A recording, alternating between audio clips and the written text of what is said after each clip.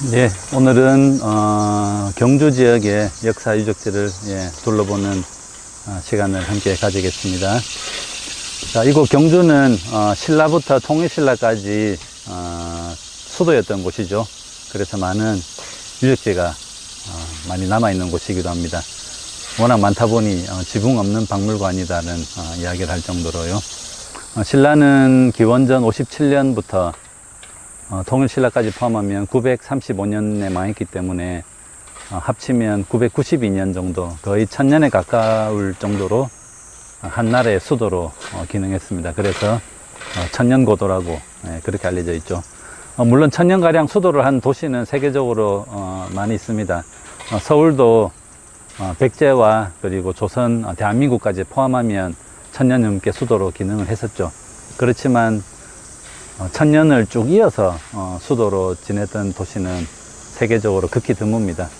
바로 신라가 1000년가량 수도로 했었고요. 그리고 저 지중해 터키의 이스탄불도 동로마부터 해가지고 1000년 넘게 수도로 기능한 도시이기도 합니다. 그래서 대표적으로 이스탄불 또는 신라, 이 경주, 이것이 이제 천년고도로 그렇게 이름을 날리게 됐죠. 자, 경주에서도 저희가 가장 많이 찾는 이곳, 오늘 불국사를 먼저 함께 둘러보려고 합니다. 불국사는 창립 연대는요 750년경, 이때는 신라가 삼국을 다 통일하고 7, 80년 정도 지난 시기였습니다. 한마디로 이야기하면 고구려와 백제의 모든 문화까지 흡수한 통일신라가 가장 이제 더 이상 전쟁도 없고 정세도 안정되었죠. 그래서 많은 사람들이 찬란한 문화를 창달하는데 모든 역량을 쏟을 수 있는 그런 시기였다고 말씀드릴 수 있습니다. 그래서 이때 왕은 경덕왕이었고요. 이 경덕왕 시절에 대표적인 이 건축물들이 많이 만들어지게 되죠. 대표적으로 불국사, 석굴암, 그리고 에밀레종, 이런 게 다 경덕왕 때 집중적으로 만들어지게 됩니다. 자, 경덕왕 때 이 제상을 했던 김문량이라는 분이 계셨습니다. 자, 불국사를 창건한 그 설화가 바로 전해지는 얘기인데요. 이 김문량이라는 제상을 했던 이분은 경주에 시내에 살았는데 늙음악이 되도록 자식이 없었습니다. 자, 그런데 어느 날 이제 태몽을 꾸게 되는데요. 그 태몽의 내용은 이랬습니다. 어느 날 하늘에서 큰 소리가 들렸습니다. 모량리의 대성이가 이 김문량 너네 집에 태어날 거다. 하늘에서 이런 소리가 들었던 거죠. 그래서 이상하다. 꿈에서 깨보고 이제 알아보니까 지금의 그 신경주역에 있는 그 지역에 모량리라는 지역이 있고요. 거기에 대성이가 실제로 살았다는 걸 알게 된 거죠. 자, 한편 이 김대성이라는 이 어린 친구는 이 모량리에서 홀어머니 경조라고 불리는 홀어머니 모시고 아주 가난하게 살았던 어린 시절에 가난하게 살았습니다. 어느 날 또 이 그 양반집에 가서 머슴살이 하는데 마침 대문에서 한 스님이 목탁을 치면서 좀 시주 좀 하라고, 절 짓는데 시주 좀 하라고 이렇게 이야기한 거죠. 그러니까 이 주인 나리가 저 스님께 좀 시주 좀 하라고, 그래서 이제 쌀하고 시주하는 모습을 지켜봤죠. 그러니까 그 스님이 아이고 이렇게 절 짓는데 도와주셔서 감사합니다. 복을 많이 지었으니까 다음 생에는 또 더 큰 복을 받을 겁니다. 이렇게 이제 축원을 해주는 소리를 들었죠. 그 어린 대성이 그 이야기를 가만 듣고 이 양반집은 저렇게 복을 지어서 전생에 복을 지어서 이렇게 이번 생에도 양반집으로 부유하게 사는데 또 저렇게 복을 지으면 다음 생에 또 더 많은 복을 받겠구나. 근데 우리 집은 가난한데 아무 시주할 것도 없는데 그럼 다음 생에 또 가난하게 지겠구나, 이런 생각을 하게 되면서 집으로 돌아와서 어머니 경조에게 이렇게 이야기하죠. 오늘 이런 일이 있었는데 우리도 그 절 짓는데 뭔가 좀 시주 좀 하자고. 그랬더니 경조의 어머니가 아니 우리처럼 가난한 집에 시주할 게 뭐가 있냐고 그랬죠. 그러니까 어린 대성이 그래도 며칠 전에 날풀팔이 해가지고 받았던 조그만 땅이라도 있지 않느냐, 그거라도 시주하자고. 하도 어린 대성이 그렇게 이야기하니까 이 경조 어머니도 더 이상 반대를 못하고 허락을 했던 거죠. 그래서 이제 그 조그만 땅떼기를 절에 시주하게 됐습니다. 복을 지었죠. 근데 이 건강했던 대성이 며칠 뒤에 갑자기 이제 죽게 됐던 겁니다. 그러니까 주변 사람들이 다들 아니 저렇게 복을 지었는데 복을 받기는커녕 화를 당했다고 다들 그렇게 우려를 했죠. 자, 그런데 김대성이 죽던 그날 밤 이 재상이었던 김문양 씨 집에는 태몽이 있었고 김대성이가 이 김문양 집에 태어날 거라는 이런 하늘의 소리를 듣게 됐던 거죠. 그래서 찾아가서 대성이는 이미 죽었고 그 대성이 자기 집에서 태어난다는 그 사실을 이제 알게 됐던 거죠. 자, 그래서 이제 10달이 지나고 사내아이가 태어났는데 손을 펴지 않고 주먹을 꽉 쥐고 있었습니다. 그리고 일주일 지나서 태어난 지 일주일 지나서 손을 폈는데 두 손에 대성이라고 되어 있는 글씨가 적혀 있는 그거를 이제 발견하게 됐던 거죠. 그래서 이 모량내 대성이가 실제로 재상집 아들로 태어났구나. 그래서 이 김문양 씨는 그 모량내에 있는 경조 여인, 혼자 사는 경조 여인을 불러서 자기 집에서 같이 살게 되었습니다. 자, 김대성이는 이런 탄생 일화가 있고요. 자, 이렇게 부잣집에서 무럭무럭 잘 자란 김대성이 어느 날 이 뒤편 토암산에 가서 곰을 한 마리 잡았습니다. 사냥을 하고.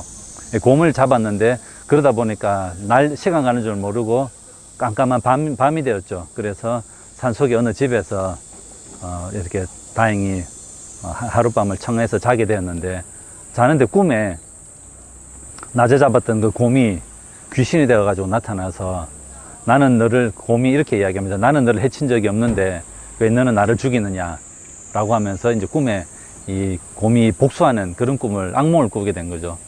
그리고 나서 이제 깜짝 놀래가지고 꿈을 깼고, 그 뒤로는 일체 살생을 다 금했다고 합니다. 자, 대성이는 자라서 본인도 이렇게 나라 일을 정성스럽게 돌보다가 이제 말년에 다 나라 일을 그만두고 관직에서 물러나서 이렇게 현생의 부모였던 김문양 부부를 위해서, 현생의 부모님을 위해서 이 불국사를 짓고, 그리고 전생의 부모님이었던 경조 여인, 그 경조 여인을 위해서 저 토암산 정상에 석굴암을 지었다. 이런 일화가 전해져 오고 있습니다.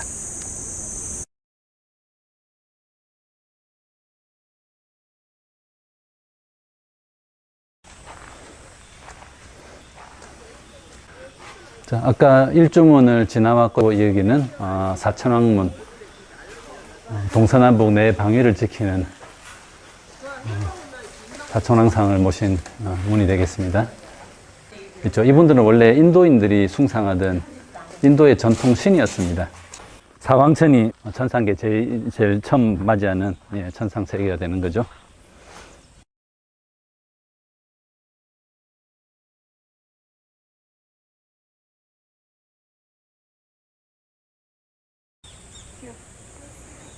이제 불국사 경내로 돌아왔습니다.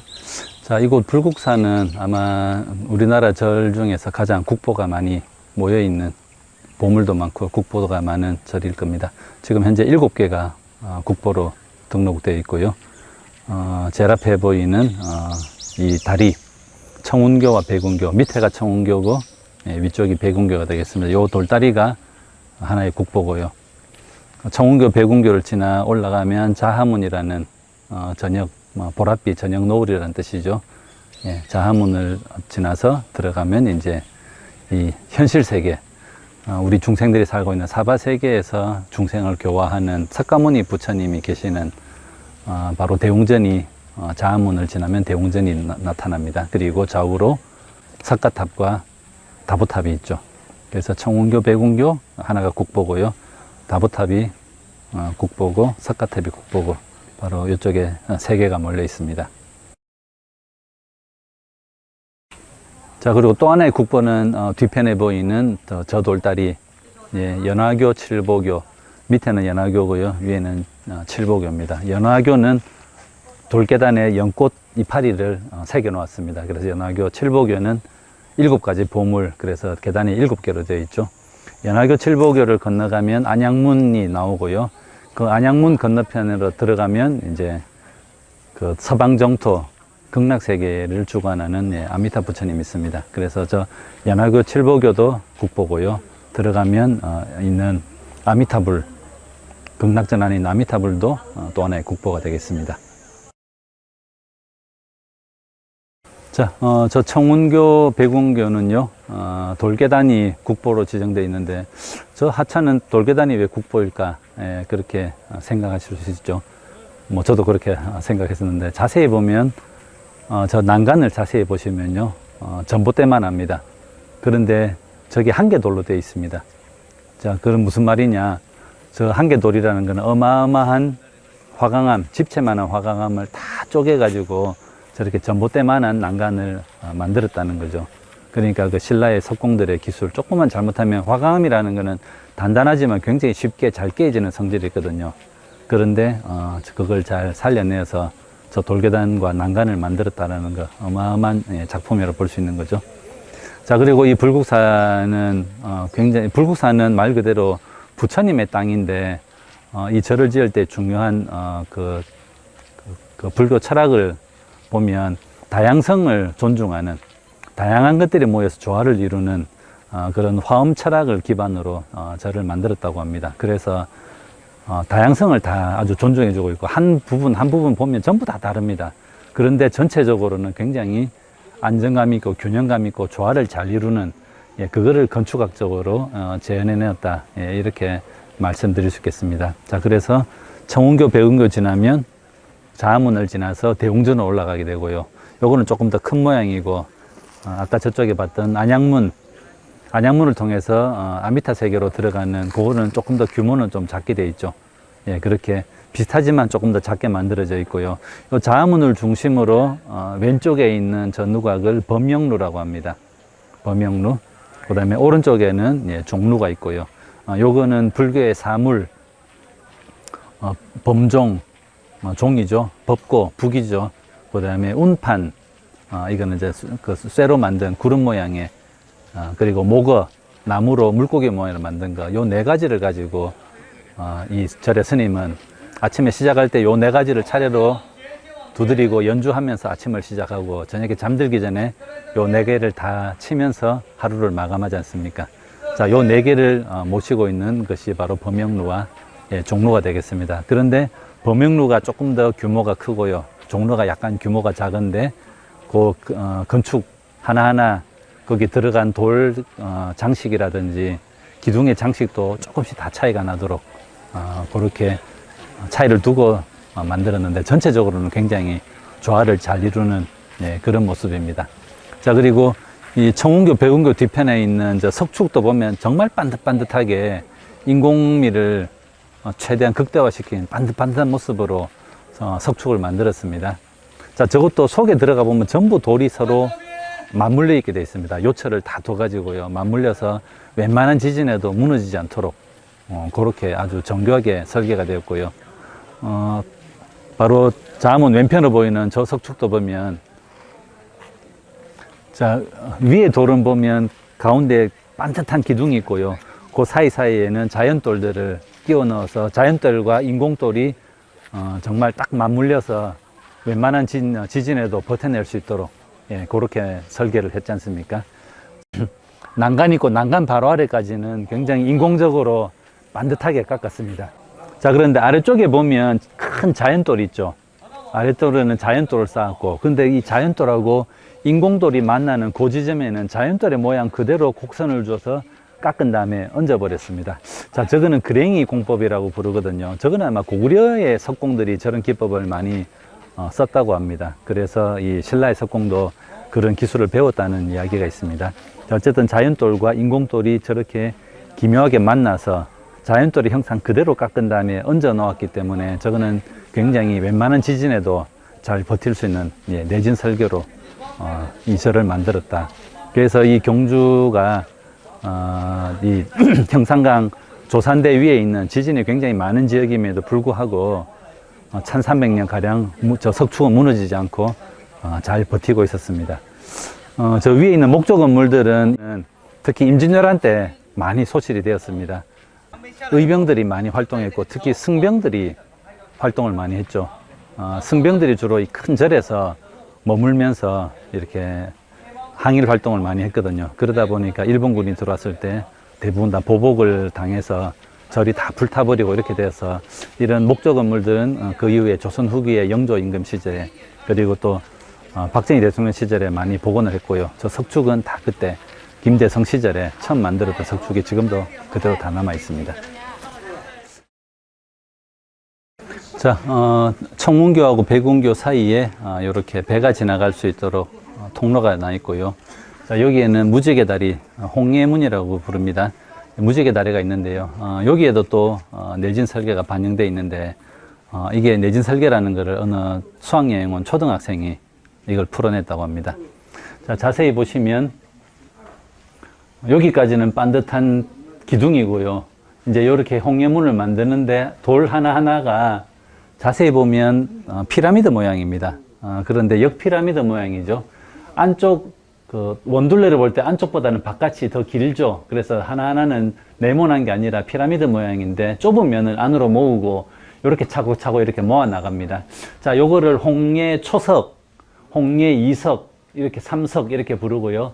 요 반대편에도 이렇게 올라오죠. 그러면 제일 마지막에 있는 저 돌이 끼워짐으로 인해서 스스로가 이 중력을 버텨내면서 안 무너지고 이 공간을 기둥 없이 이 공간을 확보하는 방식입니다. 이게 홍예문의 구조인데요.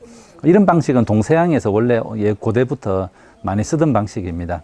자, 그런데 만약에 지진이 일어나서 이 양쪽 벽들이 가운데로 힘을 받아서 밀어버린다. 가운데로 밀어버리면 이 힘을 받지만 제일 위에 있는 저 돌이 힘을 받으면 모양이 역피라미드 모양이기 때문에 저 돌은 양쪽에서 밀면 위로 올라가는 힘을 받게 되는 거죠. 그렇게 제일 위에 돌이 빠져버리면 이 홍예문은 전체가 다 무너져 버립니다.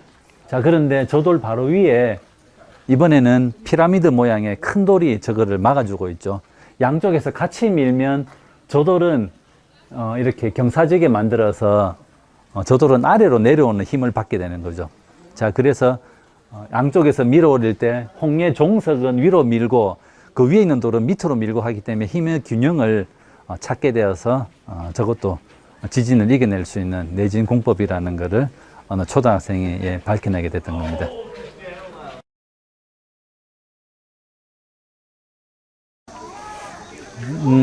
자, 지금 우리가 와 있는 이곳은 불국사 마당입니다.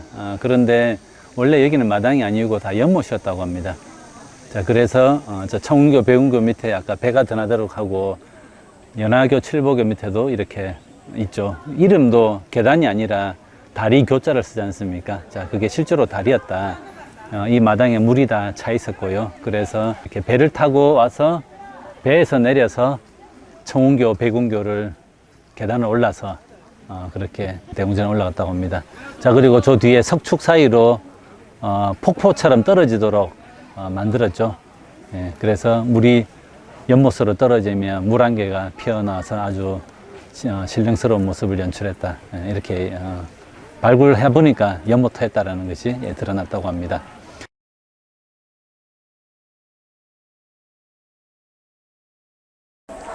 자, 청운교, 백운교를 지나서 자문을 지나오면요, 바로 이곳 대웅전 뜰이 됩니다.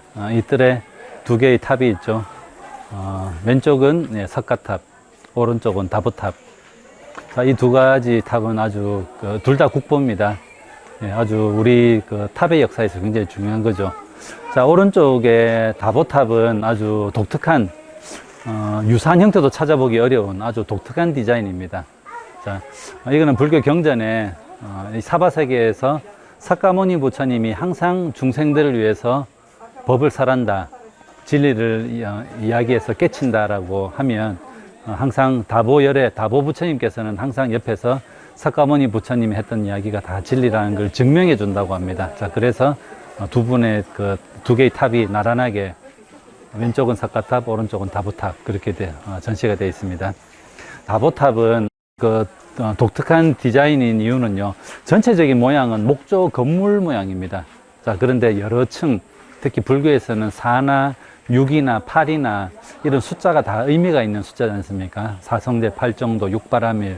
자, 그렇게 여러 가지 다각형을 이용해 가지고 복합적인 구조로 다보탑을 만들었습니다. 그래서 아주 비슷한 형태는 더 이상 찾아볼 수 없는 아주 이형적인 혼자 독특한 그런 디자인을 하고 있는 게 저 다보탑이고요. 이 석가탑과 다보탑이 또 각각 국보라고 말씀드렸습니다. 자, 석가탑은 또 저 안에서 국보가 하나 더 나왔습니다. 바로 무구정광 대다란이경이라는 불경이 나왔습니다. 자, 사연은 이렇습니다. 60년대에 아직 우리나라가 어수선할 때 이 탑 안에 뭔가 보물이 있을 거라고 생각한 도굴꾼들이 저 석가탑을 해체를 했습니다. 근데 밤사이에 스님들이 다 잠들었던 밤사이에 끝나고 새벽 예불 전에 꺼내야 되는데 저걸 넘어뜨려 놓고 작업을 하다가 어느 날 동이 터버려 가지고 더 이상 작업을 끝내지를 못했습니다. 자, 그래서 허물어진 채 동 터버리니까 도굴꾼들이 도망가 버렸습니다. 스님들이 새벽 예불 하려고 나왔는데 탑이 무너져 있었던 거죠.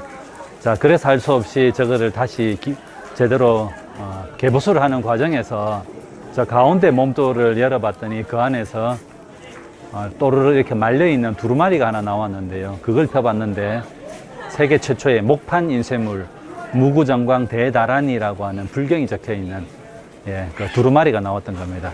한지에 그렇게 목판 인쇄물이 나왔던 거죠. 자, 그때 당시에 세계 최초의 목판 인쇄물은 일본에 있는 백만 다란이 탑다란이라고 하는 그거였는데요. 그것보다 20년이나 빠른, 그래서 세계 최초의 목판 인쇄물로 그렇게 인정을 받았고 바로 국보로 지정이 되었습니다. 자, 이 석가탑은 우리나라 모든 탑의 가장 기본 모델이 된다고 볼 수 있습니다. 굉장히 아름답죠. 그리고 완벽한 균형미를 가지고 있습니다. 자, 이 탑은 아름다움이 두 가지가 있는데요. 하나는 안정미, 탑이 안정적이어야 됩니다. 반듯하게. 하나는 상승미, 탑은 이렇게 하늘로 솟는 그런 맛이 있어야 되거든요. 자, 그래서 이제 탑은 이 두 가지, 상승미와 안정미 두 가지를 갖춰야 되는데, 사실 이 두 가지 개념은 서로 반대되는 개념이죠. 안정감이 높으면 상승미가 떨어지고, 상승미가 높으면 안정감이 떨어지는데, 이 석가탑은 그거를 잘 구현해낸 그런 작품이라고 말씀드릴 수 있습니다. 자, 그래서 우리 눈이 워낙 석가탑에 익숙해져 있다 보니까 얼마나 아름다운지 잘 모르는데, 경주에 있는 다른 탑을 보면 뭔가 좀 허술해 보이고 뭔가 부족해 보이고 엉성해 보이는 그런 느낌을 늘 받거든요. 그게 바로 이 석가탑이 가진 이 완벽한 아름다움, 우리가 거기에 늘 익숙해서 다른 탑이 좀 그렇게 보이는데요. 그럼 왜 어떤 탑은 아름답고 어떤 탑은 좀 그렇게 좀 둔탁해 보일까, 좀 왠지 좀 왜소해 보일까, 그런 느낌이 왜 드느냐, 그거는 바로 비례에서 나옵니다. 이 탑의 아름다움은 바로 비례에서 나옵니다. 가로와 세로, 높이, 기울기, 이런 것들이 완벽하게 되어야 그런 아름다움을 구해낼 수 있거든요. 자, 불국사가 전체적으로 보면 어디 하나 모난 흔적이 잘 없이 굉장히 조화를 잘 이루고 있습니다. 계단이나 또는 멀리서 볼 때 그런 전체적인 균형미가 굉장히 잘 들어맞죠. 자, 이런 균형미를 어떻게 신라인들은 구현해낼 수 있었을까? 그때 당시 컴퓨터도 없고 했을 텐데, 자, 그걸 유추해보면요, 신라의 건축가들, 석공들은 바로 삼각함수에 도통한 사람들이라고 그렇게 말씀드릴 수 있어요. 그래서 계단의 기울기, 앞으로 몇 걸음 갈 때 위로 얼마 올라가고, 그 탑도 그렇고, 이 탑하고 저 뒤에 목조 건축물들이 다 균형을 이루려면 그런 비례가 정확해야 되거든요. 그런 비례가 완벽하기 때문에 불국사는 어디 한 곳을 둘러봐도 왠지 엉성하거나 모난 흔적이 없는 전체적으로 아름다운 그런 모습을 구현하고 있다, 이렇게 말씀드릴 수 있겠습니다.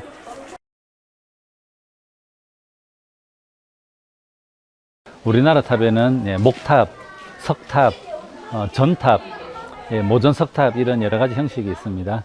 원래는 중국의 영향을 많이 받아서 탑은 대부분 다 초기에는 목조로 탑을 많이 만들었습니다. 그래서 황룡사 9층 탑도 목탑이고요.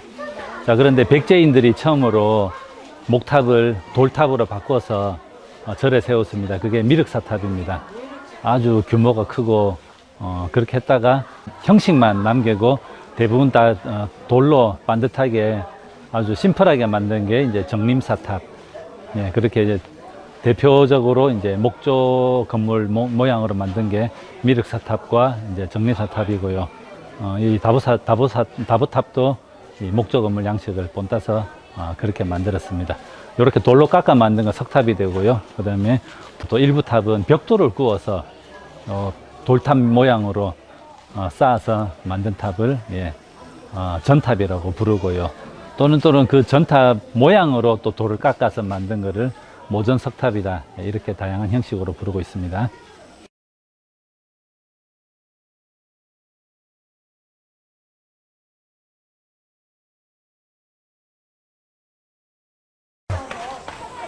자, 뒤편에 보이는 건물은 대웅전이고요. 석가모니 부처님을 모신 정각입니다. 자, 원래 여기 불상 두 개가 국보로 지정이 되어 있는데요. 이 대웅전에 있는 불상이 사실 제일 큰데 이거는 국보는 아닙니다. 왜냐하면 그 임진왜란 때 바로 이 경상도 경주 쪽으로 가토 기요마사가 쳐들어 올라오게 됩니다. 그래서 이 불국사 스님들이 아미타 불상하고 비로자나 불상은 체구가 작아서 급히 피신을 시켰는데 이 대웅전 불상은 크기가 커서 미처 대피를 못하는 바람에 소실되었다고 합니다. 그래서 조선 후기에 다시 조성한 거거든요. 그래서 아미타 불상하고 비로자나 불상은 통일신라 시대를 반영하다 보니까 그때는 불교가 사회를 주도하고 지식인들이 다 출가를 하고 이런 때였기 때문에 불상이 굉장히 늠름하고 어깨가 딱 벌어지고 당당한 모습인데 조선시대 때는 이 불교가 탄압을 받던 시대다 보니까 조선시대 때 만든 불상은 크기는 크지만 신라시대만큼의 우람한 모습을 갖고 있지는 못합니다. 예, 그래서 그 불상은 그렇게 차이가 나고요.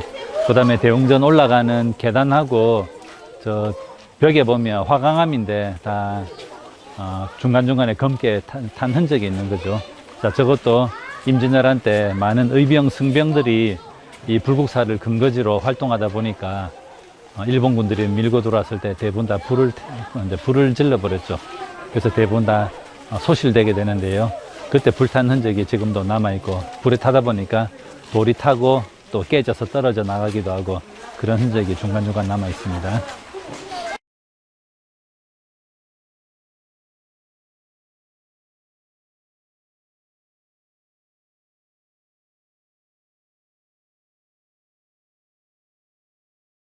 자, 대웅전 뒤편에 있는 이 건물 이름은 무설전입니다. 건물의 용도는 뭐냐? 그 스님들이 불교 교리를, 불교 철학을 공부하는 곳이고 또 강의를 주로 하는 강당이 되겠습니다. 그런데 현판은 무설전이라고 되어 있죠. 해석하면 설한 바가 없다 또는 설할 바가 없다, 이런 뜻입니다. 굉장히 그 강당인데도 강당은 계속 말을 해야 되죠. 강당임에도 불구하고 현판 이름은 무설전으로 그렇게 올린 이유는요, 여기는 심오한 불교 철학이 그 배경이 됩니다. 자, 불교에서는 진리는 언어나 문자로 이렇게 표현할 수가 없다라고 이제 흔히 이야기합니다. 자, 그래서 이거를 불립문자, 깨달은 사람이 마음에서 마음으로 전한다. 부처님의 마음이 가섭의 마음으로 이렇게 바로 전했다고, 문자나 말로 아니라 마음으로 전했다고 합니다. 자, 그렇게 해서 이 진리는 언어나 문자로 설명을 할 수 없다는 거죠. 자, 그래서 불교 교리를 아무리 얘기하지만 말한 바가 없다, 말할 바가 없다, 또 이렇게 이야기하기도 합니다. 자, 그래서 금강경에서는 외우다 보면 그런 이야기가 많이 나오죠. 스님이 말한 반야바라밀은 반야바라밀이 아니고 그 이름이 반야바라밀이다. 몸이 큰 거는 큰 몸이 아니라 그 이름이 큰 거다. 하여튼 금강경에는 그런 반복적인 말들이 많이 나옵니다. 자, 그래서 이거는 이제 현상과 본질을 설명하는 거죠. 그래서 진리란 어떻다라는 건, 진리는 본질에 해당되는 겁니다. 근데 그 진리가 드러나는 방법은 굉장히 다양한 현상적인 측면으로 드러나죠. 한국 사람들이 맛있다고 하는 뭐 된장찌개든 뭐든, 이게 모든 지구에 사는 모든 인류가 다 좋아한다고 볼 수는 없는 거죠. 자, 그래서 이제 정말 맛있는 음식이 뭐냐, 정말 명산이 뭐냐, 금강산이 명산이다. 뭐 다 한국 사람들 다 동의해도 미국 사람, 일본 사람들이 금강산이 다 명산이라고 동의한다고 볼 수는 없습니다. 그거는 한국인 중심의 생각인 거고. 자, 그래서 이제 금강경에서는 그런 것들을 빗대서 이렇게 이야기하죠. 금강산이 명산이 아니다. 다만 그 이름이 명산이다. 이렇게 표현하는 겁니다. 본질은 모든 산은 다 차별이 없이 다 모든 것 다 평등한 게 본질인데, 현상적으로는 멋있는 산과 볼품없는 산이 또 존재하는 거죠. 그거를 금강경에서는 아주 간단하게 금강산은 명산이 아니다. 다만 그 이름이 명산이다. 이렇게 표현한다는 겁니다. 자, 그런 것처럼 이게 다 불교에서 바라보는 우주관과 이 철학입니다. 그래서 인간 중심의 생각, 나 중심, 인간 중심의 생각에서 벗어나고 바로 이런 철학을 이해하라는 거죠. 자, 그래서 수만 가지, 8만 4천 가지의 불교 철학을 얘기해도 근본적으로는 어느 한마디 말한 바가 없고 설한 바가 없고 설할 바가 없다. 이 불교 철학, 바로 이런 걸 깨치기 위해서 저렇게 현판에다가 무설전이라고. 자, 그리고 이 대웅전하고 무설전은 나란히 있는 건물임에도 불구하고 대웅전은 팔짝 지붕이고요. 이 무설전은 맞배 지붕, 높이도 다르고 길이도 다르고 또 다 이제 몇 칸인지 그것도 다 구조도 다 다르게 되어 있고요. 대웅전은 다포 양식인데 이 무설전은 기둥 하나에 공포가 하나밖에 없는 주심포 양식으로 만들어져 있고 이렇게 또 건물이 서로 다르게 배치가 되어 있습니다.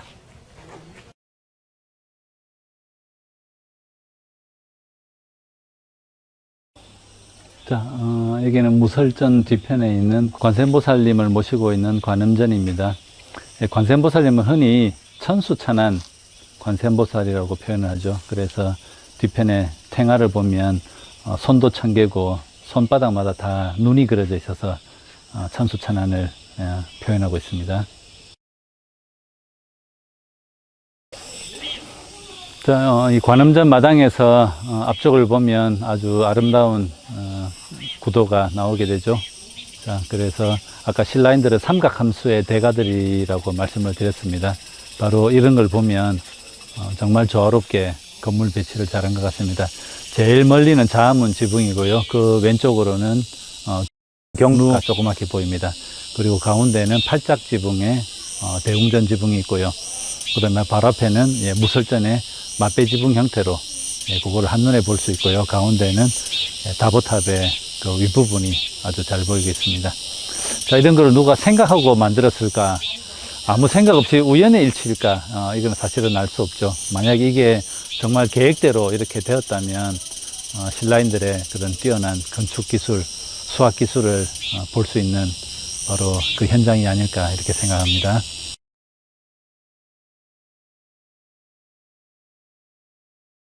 자, 관음전에서 옆으로 내려오면 비로전이라는 건물이 있습니다.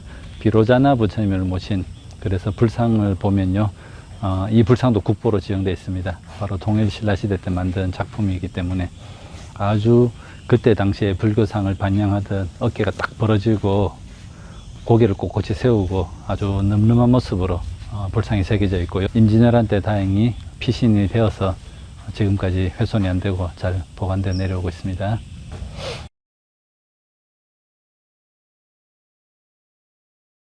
자, 이 돌계단은 아래는 연화교, 위에는 칠보교입니다. 그래서 자, 이렇게 연화교, 칠보교를, 요게 국보고요. 올라오면 안양문이 나옵니다. 안양은 바로 이상세계, 극락세계를 뜻하는 거거든요.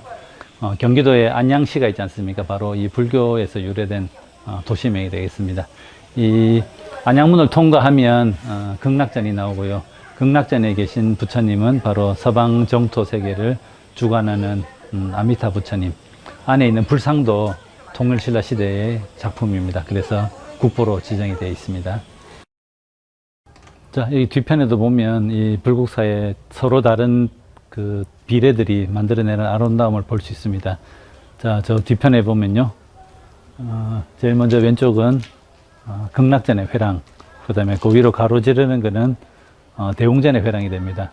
그리고 다시 무설전 지붕이 직각으로 다시 만나고요. 그 뒤로 소나무 숲이 지나가고 제일 멀리 토암산 자락까지 아주 아름다운 5개의 선이 바로 이곳에서 교차하죠.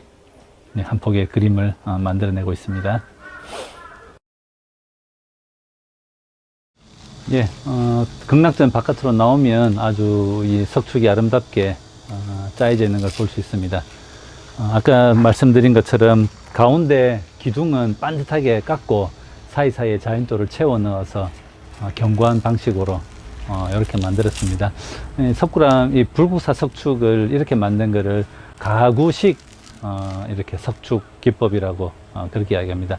무슨 말이냐면 이 돌들 하나하나가 그냥 얹혀 있는 게 아니라 다 서로 홈을 파서 맞물리도록 그렇게 만들었다는 겁니다. 지금 이 돌기둥이 있는 요 안쪽은 전부 흙입니다. 그리고 요 벽 위로부터가 평지 높이죠. 그렇기 때문에 속은 다 흙으로 채워져 있는데 이게 위에서 누르는 힘 때문에 이 돌들이 바깥으로 배가 불룩하게 나올 수가 있겠죠. 자, 그런 것들을 방지하기 위해서 이런 돌들은 밑으로도 있지만 옆으로도 이렇게 맞물려 있고 서로 어긋나지 않도록 홈을 파가지고 이렇게 끼워 넣는 방식으로 이렇게 맞물려서 석축을 이렇게 짰기 때문에 안에 웬만한 힘이 그 흙과 그 돌의 무게로도 다 버텨내면서 반듯하게 1300년 동안 이렇게 지금 무너지지 않고 석축 모양을 유지하고 있습니다.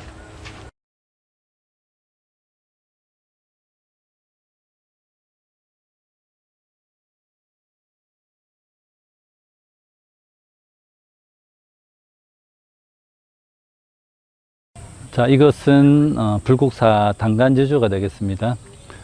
단간이라는 건 뭐냐, 이 큰 기둥, 무슨 국기라든지 또는 절에 같으면 이렇게 큰 천으로 된 그림, 탱화를 이제 걸어야 됩니다. 바깥에서 행사를 할 때 그런 거를 걸 수 있는 기둥을 먼저 세우죠. 그 기둥이 넘어지지 않도록 양쪽에서 두 개의 작은 돌 기둥이 또 받치고 있는 이걸 단간지주라고 합니다. 세우는 기둥을 단간, 그걸 옆에서 받쳐주는 것을 단간지주 이렇게 부릅니다. 이건 보통 절마당에 대부분 세웁니다. 그래서 불국사 여기서부터 불국사 절마당이다 이렇게 생각하시면 되고요. 바깥에서 무슨 행사를 하느냐, 날씨가 좋고 할 때는 또 저런 목조 건물에는 많이 들어가 봐야 200~300명 이상 못 들어가지 않습니까? 그런데 큰 법회가 열렸다, 행사가 열렸다 이럴 때는 뭐 1000명, 2000명씩 모여오니까 그럴 때는 실내에서 할 수가 없습니다. 그럴 때 이런 야외에서 행사를 하게 되는 거죠. 자, 그럴 때 이제 안에 있는 불상을 모실 수는 없고 대신 기둥, 양쪽 기둥에다가 괴불, 큰 그림을 이제 걸어서 거기에다가 이제 불단을 차리고 절을 하고 이제 예불 공경을 함께 하는 거죠. 자, 그렇게 하면서 법회를 여는 것을 야단법석이라 그럽니다. 그래서 야단, 바깥에다가 무대를 차렸다는 거죠. 법석, 큰 스님이 올라가서 그렇게 설법을 할 수 있는 사자자를 마련했다. 그걸 야단법석이라 하고, 이런 행사를 야단법석이라고 하는데, 이런 행사하다 보면 사람도 많이 오고 장사꾼도 많이 오고 뭐 화장실은 뭐 엉망이고 이렇게 되겠죠. 그래서 이런 말이 전해져서 지금 주변이 아주 어수선하고 난장판일 때는 야단법석 같다 이렇게 이제 말이 변하게 됐습니다. 자, 우리 일상생활에 그런 이 불교적인 용어가 일상생활에 들어온 게 굉장히 많이 있죠. 일하기 싫고 놀기 좋아하는 거를 건달이라고 그렇게 하는데, 원래 건달바라고 해서 인도의 음악하는 신입니다. 늘 악기를 연주하고, 그리고 지명도 아까 말씀드린 안양, 그 다음에 산 이름 중에서도 지리산은 뭐 대지문수 사리보살 이름을 따고, 또 봉우리, 뭐 보현봉, 관음봉, 또 문수봉, 또 문수산 이런 이름이 많지 않습니까? 그래서 불교 역사가 우리한테 오래되다 보니까 생활 용어에도 곳곳 지명에도 지금도 많이 남아 있습니다. 자, 여기는 세계문화유산으로 지정된 석굴암이 되겠습니다. 자, 이곳 토암산은 경주 동쪽에 있는 아주 높은 산이죠. 그 멀리 경주 시내까지 잘 보입니다. 토암산에 한 8분 능선 정도에 위치하고 있는데요. 이곳 석굴암은 경도왕대 김대성이 혼자 남겨졌던 전생의 어머니였던 경조 여인을 위해서 이곳 석굴암을 지었다고 합니다. 자, 여기 석굴암의 위에서 봤을 때 석굴암의 그 배치도가 되겠습니다. 자, 여기는 예배하는 공간이고요. 전실, 네모나게 생겼습니다. 그래서 하늘은 둥글고 땅은 네모나타. 좌우로 팔부신중을 이렇게 새겼습니다. 자, 그리고 정면으로 인왕상, 이분은 이제 금강역사라고 그러죠. 그 부처님을 수호하는 인왕상이 되겠습니다. 그리고 가운데 복도가 비도라고 부르는데요. 좌우로 사천왕상, 네 분의 사천왕상이 있습니다. 제석천, 대범천 양쪽으로 이렇게 있습니다. 그리고 두 분의 보살, 사카모니 부처님 좌우로는 문수 보현보살님이 있습니다. 두 분은 석가모니 부처님의 지혜와 자비를 상징하는 분이죠. 좌우로 5분의 10대 제자가 있습니다. 그래서 가섭, 아난, 또 라울라, 또 사리불, 이런 10명의 10대 제자가 좌우로 5명씩 있고, 자, 측면에서 봤을 때는, 자, 불상이 이렇게 있고요. 위에는 완전히 반구 형태로, 그렇게 되어 있습니다. 팔부신정상들이 좌우로 이렇게 8명 있고요. 사촌왕이 또 좌우로 2분씩 4분이 있고, 또 부처님 주변으로 돌아가면서 10대 제자와 문수 보현보살, 재석 대범천왕이 이렇게 다 모셔져 있습니다. 자, 요 길이 비례도 완벽한 비례를 사용했다고 합니다. 이렇게 요 방 안에 기둥이 없이 완벽하게 구 형태를 이루는, 이게 건축학적으로 아주 어려운 기술이죠. 아까 불국사에서 봤던 홍례 구조, 옆에서 돌들이 역피라미드 모양으로 계속 좁혀오다가 마지막에 홍례 종석이 딱 마지막을 눌러줘야 이 중력의 힘으로 안 무너지고 버티고 있는 것처럼, 이 석굴암도 마찬가지입니다. 자, 똑같이 다 이렇게 올라가다가 마지막에 요 부처님 머리에 있는 요게 눌러줌으로 인해서 이 전체가 무너지지 않고 유지가 되고 있는 거죠.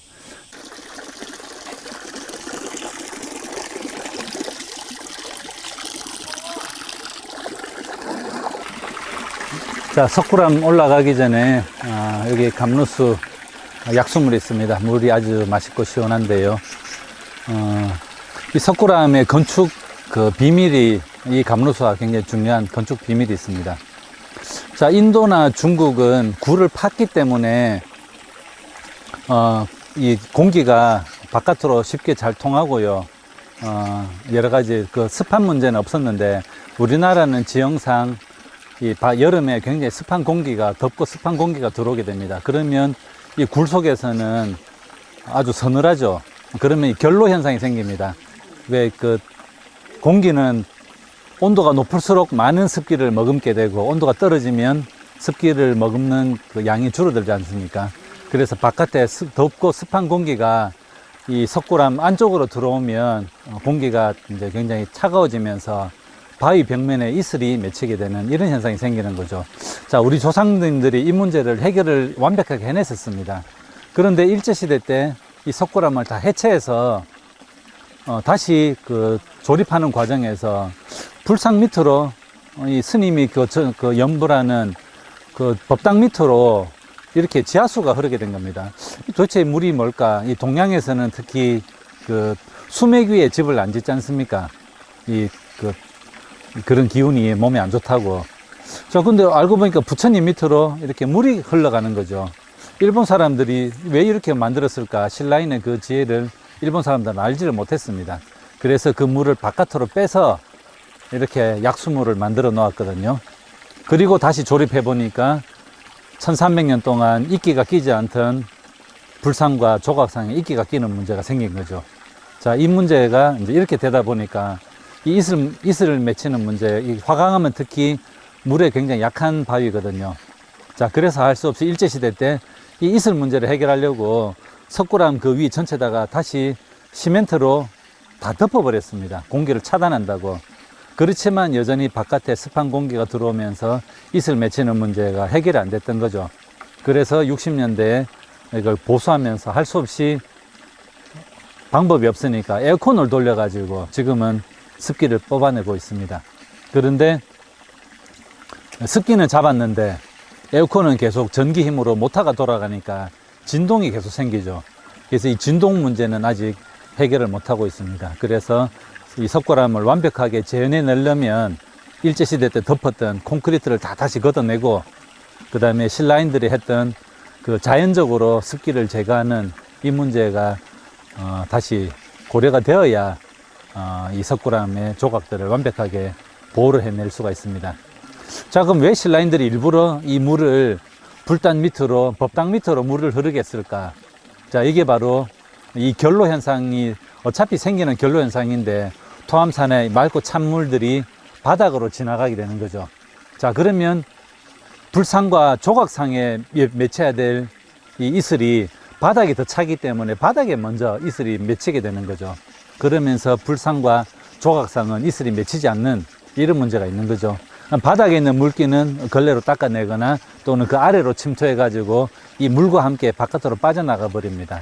자, 그래서 신라인들은 자연적으로 안반 사이로 흐르는 물을 석굴암 밑으로 유도를 해서 이 습기를 완벽하게 잡아냈는데, 일제시대와 그 후대의 후손들은 신라인들의 그 지혜를 모르고 물기를 바깥으로 빼는 바람에 지금은 계속 이 이슬이 맺히는 이런 문제가 생겼던 거고, 그때 이후로 석굴암의 조각들은 아주 빠른 속도로 부식이 되고 있다, 이렇게 말씀드릴 수 있겠습니다.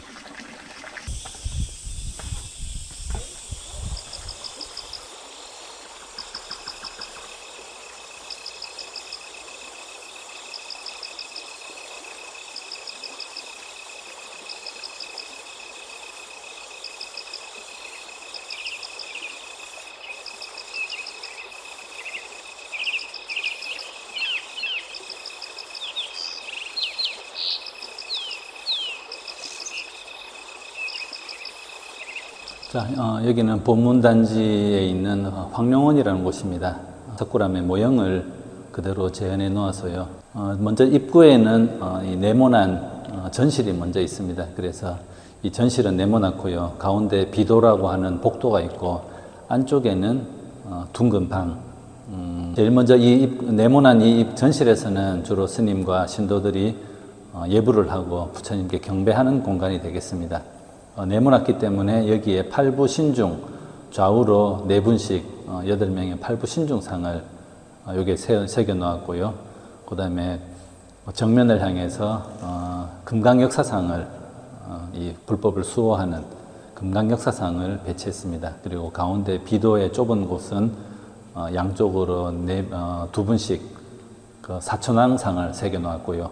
그 다음 저 안쪽으로는 부처님과 그 항마 촉진을 하고 있는 석가모니 부처님과 그 주변을 둘러싸고 있는 그 10대 제자, 그 다음에 문수보현 관세음보살, 그 다음에 제석천 대범천, 이런 신상들을 주변으로 함께 새겨 놓았습니다. 정면에 보이는 본존불은 완전히 인공으로 석굴을 만들어서 그 한가운데 불상을 앉히는 방식을 했습니다. 이게 750년경 경덕왕 때 석굴암을 만들었으니까요.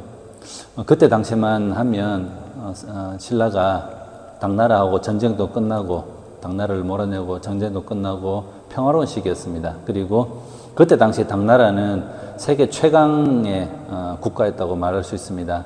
유럽이든 중동이든 어느 지역도 당나라만큼의 영향력을 가진 나라가 그때는 거의 없었거든요. 그렇기 때문에 700년경이면 당나라가 거의 세계 최고의 문명을 가진 국가였다, 이렇게 말씀드릴 수 있고요. 신라는 당나라와 꾸준히 교류하다 보니까 굉장히 국제적인 감각, 그리고 외국의 선진 문물들을 다양하게 흡수할 수 있는 그런 토대가 되었습니다. 자, 그러다 보니까 다양한 인도에서의 그런 여러 가지 불교 문화, 불교 철학, 불교 경전, 이런 것들도 쉽게 아마 접할 수 있었을 거고요. 인도는 이 큰 강이 흐르는 그 절벽에다가 굴을 파고 들어가서 많은 사원을 만들었습니다. 아잔타 석굴, 엘로라 석굴, 이렇게 주로 불리는데요. 인도는 워낙 더운 나라니까 굴 속에는 그늘 이제 햇볕도 피하고 시원해서 많은 수행자들이 그 굴 속에서 수행을 했던 모양입니다. 자, 이런 문화가 중국으로 건너오면서 중국에도 이런 그 강가에 석굴 사원을 많이 만들었습니다. 그 윈강 석굴, 용문 석굴, 이렇게 중국도 그런 것들을 많이 만들었는데요. 이런 문화가 아마 신라에도 넘어왔겠죠. 근데 신라는 그 암벽이 전부 대부분 다 화강암으로 되어 있습니다. 화강암은 워낙 단단해서 그 많은 석굴 사원처럼 만들 수는 없거든요. 그래서 신라인들은 아마 김대성을 비롯한 신라의 많은 사람들은 우리도 그런 석굴 사원을 가지고 싶은데 굴을 팔 수가 없기 때문에 아마 완벽하게 인공으로 이런 조각들을 만들어서 그 인공 석굴을 조성을 했던 것 같습니다.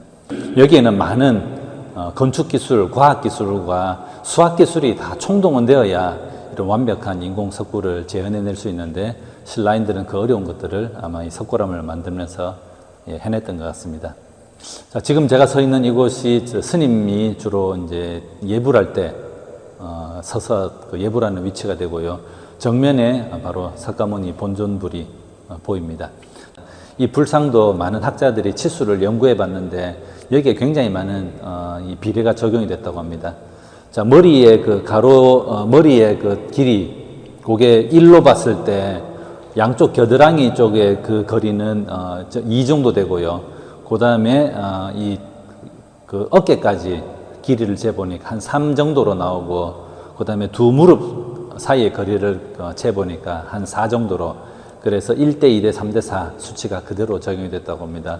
부처님 바라보는 이 방향은 석굴암에서 이 방향을 바라보면 저 동짓날 동해바다에서 해가 뜨는 방향을 부처님이 응시하고 있다고 합니다.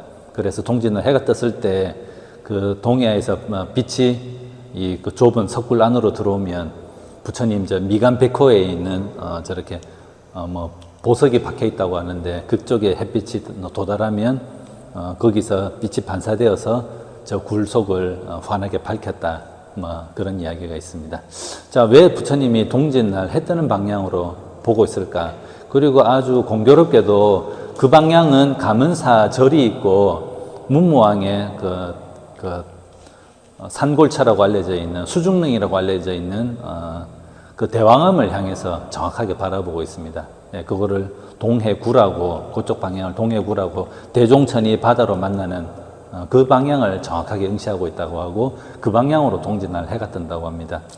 자, 한때 신라인들은, 기록에 따르면 신라인들은 1년의 첫 시작을, 1월 1일 시작을 동짓날로 잡은 적도 있다 그래요. 그래서 그러기 때문에 바로 석가모니 부처님이 동짓날 해 뜨는 방향을 응시하고 있다, 그렇게 공간 배치를 하지 않았을까, 이렇게 추정할 수 있습니다.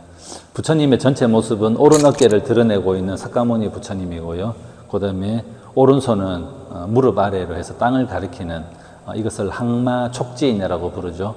부처님이 그 마지막 그 붓다가야의 보리수 아래에서 마지막 용맹정진하면서 이 마왕의 유혹을 물리치고 그리고 마지막에 깨달음을 얻는, 그것을 항마, 마왕을 항복받고 촉지, 땅을 가리키는 이유는, 땅을 가리키면서 지신에게 이 마왕은 자기는 많은 공덕을 쌓아서 지금의 마왕의 자리에 올라갔는데, 시타르타 당신은 무슨 공덕을 쌓아서 부처가 되려고 하느냐 했을 때 부처님이 이 지신에게 그걸 증명해 달라고 요청을 하죠. 그래서 땅을 가리키는 그 손모양을 하고 있는, 저 손모양은 항상 석가모니 부처님을 상징하는 손모양이 되는 거죠. 그래서 저 본존불은 석가모니 부처님을 가운데 모셨다, 이렇게 말씀드릴 수 있겠습니다. 자, 그러면 입구에 있는 팔부신중상부터 하나씩 둘러보도록 하겠습니다. 그 모형으로 만들어 놓은 거기 때문에 실제 모습과는 조금 차이가 있을 수는 있겠습니다. 자, 먼저 왼편의 벽을 한번 보겠습니다. 자, 팔부신중은 인도에 있는 전통 그 신들인데요. 불교 사천왕과 함께 인도인들이 믿던 전통 신앙의 신들인데, 불법을 수호하는 신으로, 그래서 4명의 사천왕과 그 아래에 8명, 각각 2명씩 8명의 이제 그 신들이 다 이 불법을 수호하는 역할을 하게 되는 거죠. 제일 입구에 있는 이 신은 아수라입니다. 아수라, 표현은 머리는 3개, 그 다음에 팔은 6개 또는 8개, 그렇게 해서 여러 가지 얼굴과 팔이 많은 것으로 그렇게 표현을 하고 있습니다. 이 아수라는 굉장히 전쟁을, 싸움을 좋아하는 신인데요. 제석천에게 여러 번 대들었다가 늘 지고, 그리고 마지막에는 부처님의 감화를 받고 이 사천왕의 신복이 되어서 이렇게 팔부신중으로 불법을 수호하는 그런 역할을 하고 있습니다. 몸에는, 손에는 전부 무기들을 다 잔뜩 들고 있는 그런 모습이죠. 두 번째 팔부중상의 모습은 긴나라라고 합니다. 이 긴나라는 사람은 아니지만 부처님을 만날 때는 사람의 형상으로 나타난다고 그렇게 알려지고 있습니다. 그래서 때때로 다양한 형상으로 나타나는데, 가끔씩 인간의 모습을 한 형상으로 부처님께 나타나고 불법을 수호하는 그런 역할을 한다고 합니다. 원래는 그 음악을 하는 신이라고 합니다. 김나라. 자, 세 번째 팔부중상은 야차.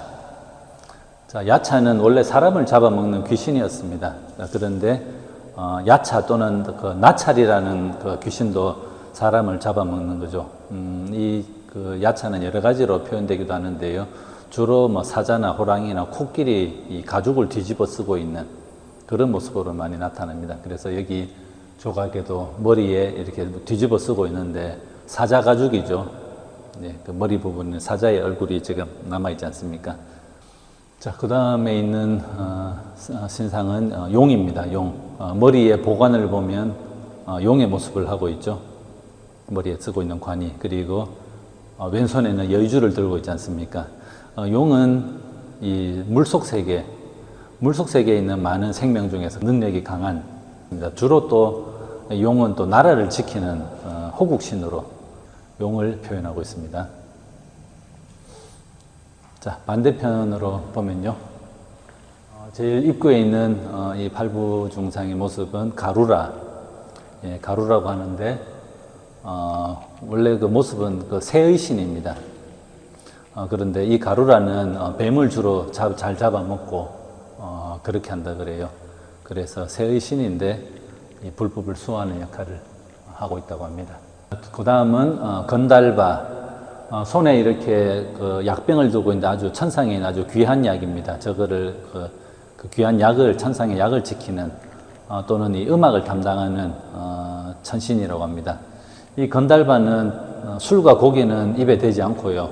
오직 향은, 그 향기 나는 향만 먹는다고 그렇게 알려져 있습니다. 그렇지만 항상 그 부처님을 수호하고 이렇게 큰 불교 행사가 열릴 때는 음악을 담당하는 음악신으로. 그 다음은 천이라고 합니다. 하늘. 하늘에 사는 천신들의 무리를 대표해서 천이라고 합니다.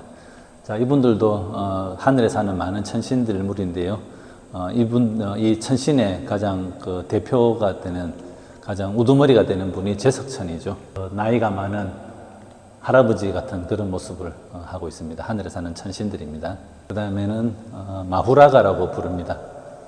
자, 이분은, 이 신중상은 원래 뱀의 신이라고 알려져 있습니다. 얼굴은 사람이고 몸은 뱀이고, 자, 그런 모습을 하고 있는데요. 그래서 머리에 저렇게 뒤집어 쓰고 있는 것도 뱀을 형상한 그런 보관을 머리에 쓰고 있다고 합니다. 자, 이렇게 해서 8명의 팔부 신중상이 요 전실 좌우에 각각 4분씩 배치가 되어 있습니다. 자, 그 다음에는 비도로 들어가는 입구인데요. 이쪽부터는 이제 신령스러운 공간이라고 해서 금강역사 두 분이 정면을 바라보면서 이제 수호신 역할을 하고 있습니다. 자, 왼쪽에 있는 금강역사는 입을 아 하고 벌리고 있는 그런 입 모양을 하고 있습니다. 그 인도에서는 아와 훔, 아는 이제 모든 그 소리의 첫 소리이고 훔은 끝 소리이고, 그래서 이 왼쪽에 있는 신은 아 금강역사상이라고 부릅니다. 반면 오른쪽에 있는 금강역사는 입을 굳게 다물고 있죠. 훔 금강역사상이라고 이렇게 부릅니다. 자, 두 분이 이제 소리의 첫 시작과 끝을 상징하는 그런 소리를 내뱉으면서 입구를 지키고 있습니다. 자, 전체적인 모습을 보면 다른 그 보살이나 신중상하고는 조금 느낌이 좀 다르죠. 굉장히 그 광대뼈가 튀어나와 있고요. 그래서 이제 저분들은 지금의 그 중동지방, 중앙아시아에서 아마 그 당나라든 신라든 용병을 많이 썼다고 합니다. 그래서 워낙 신체도 동양인보다 신체도 크고 좋고 하니까, 그래서 이제 웬만한 수호신들은 다 지금 저렇게 모습을 보면 다 이 동양인이 아니라 중동지방이나 중앙아시아에 있는 그런 사람들의 얼굴 모양을 하고 있다. 그래서 경주에 있는 여러 신장상들을 보면 그런 모습을 많이 하고 있고요. 또 무덤을 지키는 문인상 외에 무인상들은 저런 매부리 코, 광대뼈가 튀어나오고 그런 모습을 많이 하고 있습니다. 자, 입구 전실을 지나면요, 비도, 좁은 복도가 나오는데요. 이 비도 좌우로 두 분씩 4명의 사천왕상을 새겨 놓았습니다. 이 사천왕들은 그 수미산 제일 꼭대기에 이제 천상 세 개가 열리지 않습니까? 그 제일 첫 번째 천상에 이 사천왕들이 지키고 있는 천상입니다. 자, 그래서 여기서부터는 이제 하늘 세계라고 볼 수 있는 거죠. 자, 제일 먼저 오른쪽 입구에 있는 이분은 동쪽을 지키는 지국천왕, 나라를 지키는 지국천왕이 되겠습니다.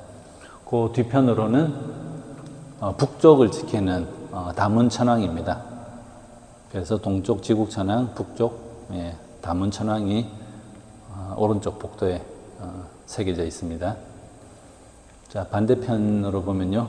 자, 앞쪽에는 남쪽을 지키는 증장천왕, 그리고 저 뒤편으로는 서쪽을 지키는 광목천왕. 자, 이렇게 네 분이 이 비도를 지키고 있습니다. 이 사천왕들은 불법을 수호하는 역할을 하기 때문에 전체 복장은 갑옷을 입고 손에는 다 무기를 들거나 또는 뭐 용을 이제 움켜쥐고 있거나 이런 모습이죠. 발나래에는 나쁜 무리들을 발로 제압하고 있는 주로 그런 모습을 하고 있습니다.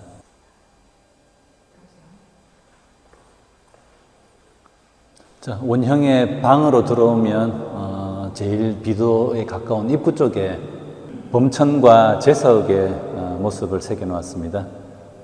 이분이 대범천입니다. 주로 부처님께 법을 설하다라고 청하고 그런 역할로 경전에 많이 나오죠. 반대편은 제석천. 이분은 부처님의 그 지혜를 상징하는 문수보살, 대지문수 사리보살, 문수보살이 이쪽에 있습니다. 자, 반대편 쪽에는 입구 쪽으로 제석천입니다. 바로 모든 천신들의 가장 우두머리가 되고요. 뭐 그리스 신화에는 뭐 제우스 같은 그런 역할이죠. 이 제석천도 주로 이 번개를 때리고 아마 그런 아주 능력 있는 신으로 나옵니다. 그래서 왼손에는 금강주를 들고 있고요. 자, 그 다음에 이 보살은 보현보살입니다. 보현보살님은 부처님의 넓은 자비, 실천을 상징하죠.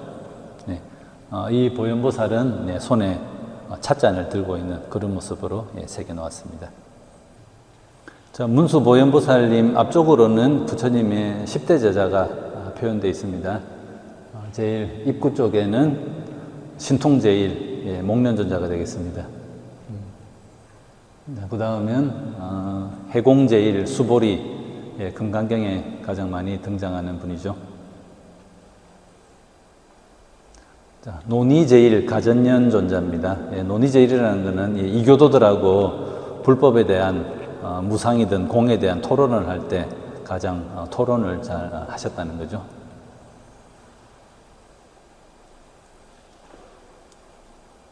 자, 지계제일 우바리 존자, 이발사였는데 계를 아주 잘 지켜서 지금의 그 불교의 모든 계율을 다 기억을 하고 경전 결집할 때 그 계율을 다 기억해냈던 분이죠. 자, 다문제일 아난다 존자. 자, 부처님을 오랫동안 시봉하고 경전 결집할 때 그 많은 경의 내용을 다 읊어서 기억을 해냈던 다문제일 아난 존자입니다. 자, 그 다음은 11면 관세음보살인 상인데요. 이분은 지금 본존불 바로 정 뒤편 쪽에 이렇게 새겨져 있습니다. 자, 얼굴이 11개의 얼굴이라는 거죠. 웃고 있는 얼굴, 찡그리고 있는 환한 얼굴, 중생의 모든 고뇌가 담겨 있는 그런 얼굴 모습을 보관으로 그렇게 쓰고 있습니다. 그래서 중생을 늘 이 괴로움에 빠진 중생을 구제하는, 손에는 이렇게 약병을 들고 있는 그런 모습을 하고 있습니다. 자, 11면 관세음보살 옆으로는 밀행제일 부처님의 아들이었던 라울라 존자가 되겠습니다. 그 앞은 천안제일 아나율 아니루타 존자. 잠이 많았다가 부처님의 질책을 듣고 발침해서 절대 잠을 자지 않고 수행하다가 눈이 멀었지만 천안통이 열렸다고 알려진 아니루타 존자가 되겠습니다. 자, 설법제일 부르나 존자. 이분은 이교도가 많은 저 먼 지방까지 전법을 하러 떠났다가 마지막에 그렇게 순교하게 된, 그래서 설법제일 부르나 존자로 그렇게 알려져 있습니다. 이분은 마하가섭존자, 두타제일 아주 검소하게 철저하게 검소한 수행생활을 했다고 알려져 있는 마하가섭존자, 부처님의 상수제자로 알려져 있죠. 그래서 부처님 돌아가시고 경전을 결집할 때 마하가섭존자가 500명의 아라한을 모아놓고 칠렵굴에서 그렇게 경전 결집을 했던 분이고요. 선불교에서는 부처님께서 이렇게 연꽃을 들었을 때 모든 대중들은 어리둥절했지만 마하가섭존자만이 그 의미를 알아듣고 빙그레 웃었다. 그렇게 해서 3번 부처님의 마음을 전했던 분이 바로 마하가섭존자고요. 그래서 선불교에서는 부처님의 법의 맥을 가섭존자가 이었다. 이렇게 알려지고 있습니다.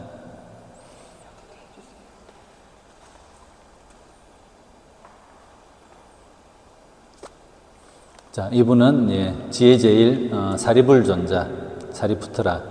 자, 부처님보다 나이가 많고 더 일찍 돌아가셨죠.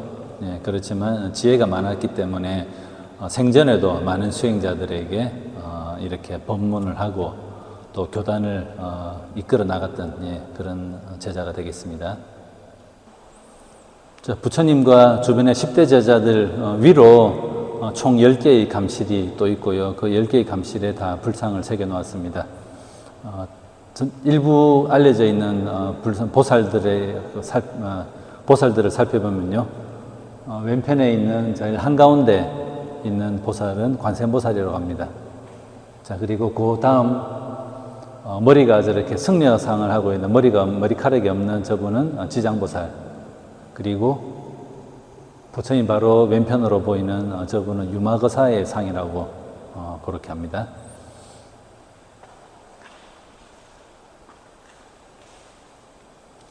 자, 그리고 부처님 바로 왼편에 있는 감실의 보살상은 문수보살이라고 그렇게 알려져 있습니다. 나머지 또 감실마다 다 불상이 새겨져 있습니다. 자, 그리고 감실부터 그 위쪽으로는 다시 완전한 반구 형태로 이 벽체가 올라가게 됩니다. 자, 이 전체 이 반구 형태의 정중앙은 석가모니 부처님의 그 정수리 고기가 제일 중앙이 되겠습니다. 그 중앙을 향해서 모든 그 돌들이 이 벽체의 돌들이 부처님의 정수리 중앙을 향해서 다 모여지면 그 조각들이 모이게 됩니다. 그리고 제일 위쪽에 보면 마치 홍해문처럼 홍해문도 양쪽에서 이렇게 피라미드 같은 모양의 돌들이 쌓이고 쌓여서 마지막에 홍해 종석이 누르는 힘으로 저게 무너지지 않고 중력을 버텨내지 않습니까? 그런 것처럼 제일 마지막에 저 연꽃 모양으로 뚜껑을 덮어서 이 무게를 지탱하도록 뚜껑이 덮여야 이 구 형태의 이 공간이 기둥 없이도 무너지지 않고 남아있게 됩니다. 이렇게 덮고 나서 그 위에는 큰 돌들을 이 석굴암 주변으로 돌을 다 덮고 자갈을 덮고 또 큰 돌을 덮고 그 위에 다시 흙을 덮어서 그렇게 보존을 하게 됩니다. 자, 이렇게 되면 돌과 돌 사이에 틈이 있기 때문에 이 속으로 공기가 통한다고 그래요. 그래서 안에 습도가 차면 저 돌과 돌 틈 사이로 습도가 빠져나가서 유지가 되고 안이 건조해지면 저 바깥으로 흙과 자갈 사이에 있는 습도가 또 안으로 들어와서 자연적으로 습도가 다 조절되어서 1년 내내 일정한 기온이 유지되도록 그렇게 만들었다고 합니다. 자, 또 하나는요, 이 기둥 없이 이 넓은 이 공간에 완벽한 구 형태로 조각들이 다 이렇게 벽체를 이루고 있는데 그 위에는 엄청나게 큰 돌과 자갈과 흙을 덮었다고 했지 않습니까? 그 무게만 해도 수천 톤이 넘어가겠죠. 자, 그러면 자칫 이 지진이 많은 이곳에서 붕괴 현상이 일어날 수도 있습니다. 조금만 틈이 벌어지고 하면. 자, 신라인들은 그러면 이 부처님 머리 위에 있는 저 둥근 벽체와 그 위에 있는 엄청난 많은 흙과 돌과 자갈의 무게를 버텨내야 되는데 신라인들은 이걸 또 어떻게 해결했느냐. 요게 바로 저 천장에 있는 저 작은 돌들, 쐐기돌이라고 하는데요. 저 돌들이 총 3열로 각각 10개씩 3열로 30개의 쐐기돌을 박아 놓았습니다. 자, 안에서 보면 저 돌 크기가 그닥 그렇게 커 보이진 않습니다. 그런데 안에서 보이는 저 돌은 작지만 바깥에서 나가 있는 양은 저 안에 보이는 돌의 부피보다 몇 배가 더 큰 돌들이 바깥으로 삐져나가 있는 게 밖에 나가면 이제 볼 수 있습니다. 그러면 지렛대의 원리를 이용해서 바깥에서 눌러주는 그 지렛대 효과로 저 안에 있는 작은 돌들이 저 지붕을 떠받들어서 수천 톤의 무게를 분산하는 그런 효과를 내고 있습니다. 그래서 저 30개의 쐐기돌들이 전 방향으로 무게를 분산시켜주고 마지막에 뚜껑돌을 덮어서 이 구의 형태의 이 방에 그 기둥 없이 이 공간을 확보하고 있습니다. 자, 그리고 저 지붕에 있는 뚜껑돌은 굉장히 큰 돌이고, 그리고 마지막에 저게 홍해 종석처럼 저걸 딱 끼운 상태가 되어야 이 무게를 분산하고 중력의 힘으로 무너지지 않고 버텨내고 있는데, 저걸 조각을 잘해서 맞춰놨는데 올리다가 떨어뜨려서 깨지게 됩니다. 그래서 세 조각이 나버렸습니다. 자, 그렇지만 신라인들은 그 깨진 세 조각을 다시 이어 붙여서 뚜껑을 덮어서 마무리를 했다고 합니다. 그래서 실제 석굴암 안에 들어가 보면 저 지붕의 그 뚜껑돌은 세 조각으로 금이 가서 깨져 있는 모습을 지금도 그대로 볼 수가 있습니다. 자, 오늘 이렇게 짧게나마 불국사에 얽혀 있는 여러 가지 역사 유물과 유적을 함께 둘러보았습니다. 이상으로 모두 마치겠습니다.